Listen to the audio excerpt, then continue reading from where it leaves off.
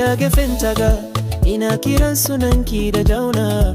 Zuciya tana bugawa kamar tana jin sautin muryar duk inda nake ke teburina. Kin shige min jini kama numfashina, na rasa nutsuwa zuciya ta ke ta baiwa amana. Kin zo cikin rayuwa ta tamkar hasken safiya, kallonki ya fi duk wani zinariya. Maganar ki tana tinkayo ni kamar sarewa.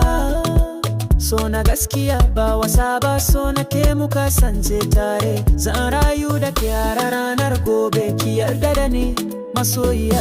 Kice zuciyata, kice mafarkina, ina tare da ke har abada masoyiyata. Ko duniya ta juya zan taya tare da ke, son ki ne haske rena har ƙarshe.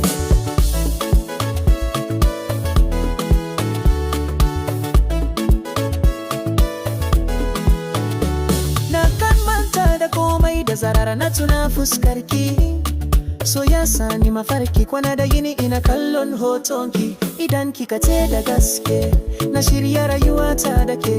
Zan saki cikin gida, ki zamo sarauniyata. In kin bani dama zan mallaka miki zuciyata da cikakke ikonta.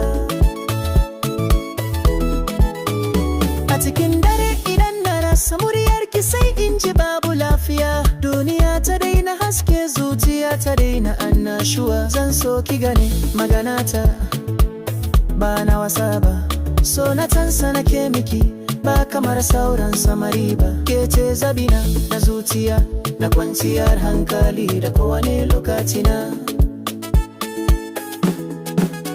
Ki bani dama mu fara sabuwar rayuwa, mu gina soyayya cike da amana da gaskiya.